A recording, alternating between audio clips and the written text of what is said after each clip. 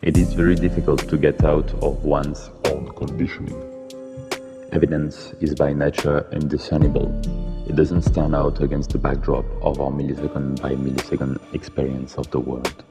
Writing, and by extension, typography, the object that performs it, is no exception to such conditioning. On the contrary, norms are at the very root of what makes it operative. An arrangement of clues that activate in us the cultural object of writing with the goal of transmitting a memory, raising words, cutting into the reader's thoughts. It is hardly surprising then that given these foundations, the typography technique has pursued a similar course of production for several hundred years with great reverence toward tradition and the rules that constitute it, even turning certain ways of thinking into evidences. This text proposes to blindly navigate through one of these evidences, the concept of legibility, and even more so, its opposite. The idea is not to make a mere apology for eligibility in the name of a fondness for experimental theories and processes, but we find it regrettable that the label experimental is so often used to refer to letters that are difficult to read, just like we find it regrettable that illegibility is, by default, perceived as a negative attribute. Legibility is, of course, what makes typography operative, but it is in itself neither good nor bad, merely a spectrum on which we, as the readers, are able to navigate with greater ease than type designers generally seem willing to accept. What is certain, however, is that the notion of legibility, as usually employed, is a linguistic misuse, unconsciously tainting the field, as if designers weren't really aiming for legibility, but a kind of ultra-legibility, not the presence of meaning, but its instant evidence. As for us, we have decided to embrace the strange appeal of illegibility, not negative, but mysterious and rich, with the promise of adventure. And we strive to interconnect threads to make our way through the uncharted territories in which we like to lose ourselves. We are pretty good at reading. Generally speaking, we acquire impressive flexibility in letter recognition at a very early age, with respect to a wide variety of handwritten forms and hostile reading environments. Very small, very distant, very fast. Within this ecosystem, typefaces designed to be ultra-legible often share a number of qualities, such as a homogeneous mass or an open structure. While not absolutely necessary for the activation of the reading process, that can provide, in a given time and cultural environment, the most comfortable vessel for content on its way to our neurons. However, 3 sticks lying parallel on the ground will be enough to conjure up the letter E, and this much with a floating spot on the top, an I. Every day, we recognize letters dressed in different costumes, like an artificial intelligence program being fed an infinite stream of input, and our notion of what a E looks like becomes increasingly abstract and malleable in the process. More diversity for a more undefinable common denominator for, in turn, greater potential for diversity. A retroactive loop. Experimentation sometimes resembles walking in the dark, guided by hypotheses like hands stretched out blindly with the hope of feeling under our fingers either the wall or the light switch. For us, the way we try to function when doing formal research, and in doing so, feed the loop, is perhaps even more like tossing around lanterns, each one lighting up a small area in the ocean of night. Tossing one right at our feet over and over again would be one way of getting around relatively safely. Tossing several far away and in random directions might get us nowhere, but we might also stumble across something unexpected, new and fun. In addition to being good at recognizing letters, it would seem that the brain is actively looking for them. All know the phenomenon of seeing faces everywhere, in tree trunks, on cars, on slices of toast. It is thought to be due to the fact that faces are what give our brains the most intense stimuli. From the moment we are born, we seek out human faces because they provide connection, whether comfort or threat, and convey information. Likewise, in the vast world of non-representation signs, letters are easily what stimulate us the most. Probably before we can even read them, they contain stories, advice, and news. It is only logical then that our brains should seek them out whenever shapes appear. Texts that are difficult to decipher can exert an even deeper fascination as we sense the existence of an element of knowledge without being able to fully grasp it. Just like a melody whose ending we cannot recall is more likely to haunt us as it remains unresolved. The difference between a sign and a letter is as hard to identify as the one between a living being and an inanimate object.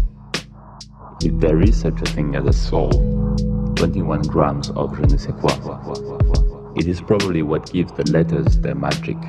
An unknown powder fallen from the sky, a spell cast in a forgotten language, and suddenly an assortment of abstract shapes starts to carry a meaning, a content, a culture. Preserving songs and stories in stone, spreading them on paper and screen, they are the link between continents, between generations. But just as easily as they were born, they can vanish. An unwelcome stroke, an obstructed contour shape, or a violent collision with a neighbor can reduce these mighty letters to indecipherable masses. What they need to survive is not necessarily a clean look and a plain outline in a standardized system, but merely a few hints of the role they play. 3 horizontal lines will always make an E. Opening quote. Believers in magic or magician, they will often say that you should use barbarous names. What they mean is that you should make your spells in language that you don't personally understand. When we're using languages that we don't understand, our mind goes all over the place. Alan Moore, BBC Masterclass, 2022. From the moment we are born, our brains develop through the organization of meaningless signals, transforming them into patterns that enables us to function with remarkable efficiency. Similarly, through our upbringing, we build up a relationship with language made up of rules, so unconsciously acquired that they seem almost natural. In 2006, a study by the University of Liverpool found that when some 20 participants were assigned to read Shakespeare, their brains seemed to respond precisely as the author introduced linguistic twists. By using a noun as a verb, for example, he goaded me, Shakespeare replaces a crystal clear communication of meaning with a compelling puzzle. Language does indeed need conventions to function, to convey information, but its boundaries are bursting with potential inventions ready to transcend meaning. This capacity of language to have such a powerful effect on us when it strays from the usual tracks plays a significant role in mystical practices for achieving altered states of consciousness. In the most extreme cases, we speak of glossolalia, the act of speaking or praying aloud in a language having the appearance of a foreign tongue, unknown to the person speaking, or in a sequence of incomprehensible syllables. By going against nature, by forcing ourselves to do things beyond the ordinary, beyond logic, we confound the conscious mind and stimulate the unconscious into trance-like states, floating between the senseless and the system, developing a Shakespearean practice for oneself. The same could be said for the form of language itself. If typefaces operating at the edge of legibility exert a curious attraction on us. It may be because, in certain way, they stand in clear contrast to the evidence embedded in our subconscious. They are both known and unknown. They invite us to walk along reading path, as if on the edge of a cliff, whose nearby abyss represents the absence of meaning. In standardized typographic styles, the reading process is comfortable but unsurprising. In unsettling styles, it turns into a survival game whose unexpected nature fills us with adrenaline. If we choose to jump off the reading cliff toward a void of meaning, we fall into asemic writing, the glossolalia equivalent of the solid form of language. In this art form, people explore writing systems detached from any semantic content. Typographic culture today leaves little room for abstraction. Its usefulness is not theorized, and it is, at best, seen as an aesthetic experience, whereas it would allow us for a moment to wander the steps of non-codified systems, to find what we would naturally never have gone towards, and why not even learn from these escapades, and make Shakespearean typography active and surprising in its relationship with meaning.